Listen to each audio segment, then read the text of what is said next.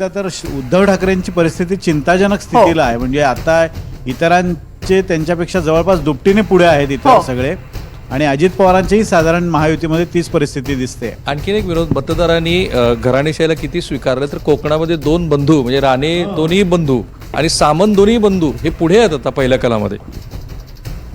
आणि अर्थात काँग्रेस ही सगळ्यात कमजोर कडी आत्ताच्या क्षणाला दिसते आहे. आणि हे फार महाविकास आघाडीसाठी वडील खासदार आहेत, वडील दोन बंधू आमदार. पण काँग्रेसच्या ह्या परफॉर्मन्स बद्दल आतापासून मोठी चर्चा होईल, कारण ज्या पद्धतीनं काँग्रेसनी जागा वाढवून घेतल्या होत्या आणि लोकसभेला जो स्ट्राईक रेट होता त्यानंतर काँग्रेसचे नेतृत्व राज्य पातळीवरचं खूप शांत राहिलं, कुठल्याही पद्धतीचा प्रचाराचा भाग त्यांनी केला नाही असं जे म्हटलं जात होतं ते पहिल्या काळामध्ये पूर्णपणे रिफ्लेक्ट व्हायला लागलं. आणि हरियाणा नंतर जर हे महाराष्ट्रामधले आकडे असतील तर मग ती काँग्रेससाठी अत्यंत चिंतेची बाब आहे. भाजप 70 जागांवर आघाडीवर आहे, 71 जागांवर आघाडीवर आहे.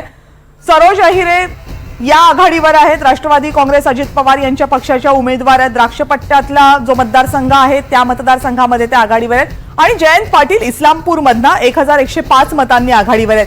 सरोज अहिरे यांची आघाडी मात्र मोठी आहे. 9000 मतांची आघाडी सरोज अहिरे यांना मिळाली. शरद पवार यांच्या पक्षाच्या जागा आता शिवसेना उद्धव बाळासाहेब ठाकरे यांच्या पक्षाच्या दुप्पट झाल्यात. 18 जागा या शिवसेना उद्धव बाळासाहेब ठाकरे पक्षाच्या आणि शरद पवार यांच्या राष्ट्रवादीला दुपटीपेक्षा एक जास्त म्हणजे 37 जागांवर आघाडी मिळताना दिसते. महाविकास आघाडीमधली गणितं आश्चर्यकारकरित्या बदलतात असं दिसतंय, कारण ज्या राष्ट्रवादी काँग्रेस शरद पवारांच्या राष्ट्रवादी काँग्रेसनं सगळ्यात कमी जागा लढवल्या होत्या तो पक्ष सगळ्यात जास्त जागांवर आघाडी घेऊन आहे. आणि ज्या पक्षानं सगळ्यात जास्त जागा लढवल्या होत्या 101 जागा काँग्रेसनं लढवल्या होत्या त्यांची गाडी मात्र जेमतेम 27 पर्यंतच पोहोचताना दिसते. आणि उद्धव बाळासाहेब ठाकरे यांच्या पक्षाला सुद्धा महाराष्ट्रामध्ये फार मोठी कामगिरी सध्या तरी करता येते असं दिसत नाहीये. पहिले कल आहेत, अजून मतमोजणीच्या अनेक फेऱ्या बाकी आहेत. आत्ताचा महायुतीचा आणि महाविकास आघाडीचा आकडा बघितला तर महायुती ही बहुमतापासून फक्त काही जागा दूर आहे. बहुमतापासून 22 जागा दूर आहे महायुती, 22 ते 23 जागा.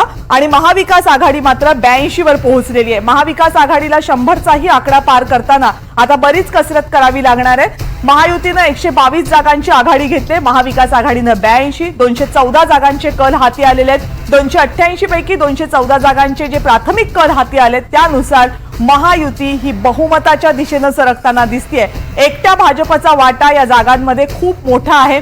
बहुमतासाठी महायुतीला फक्त 24 जागांची गरज आहे. भाजपनं 72 जागांपर्यंत मुसंडी मारली आहे. एकनाथ शिंदेच्या शिवसेनेनं 30 जागांपर्यंत आघाडी घेतली आहे, तर अजित पवार यांच्या राष्ट्रवादी काँग्रेसनं 20 जागांपर्यंत आघाडी घेतली आहे. एकूण बघितलं तर महायुतीमधले तीनही पक्ष हे चांगली कामगिरी करताना दिसतात.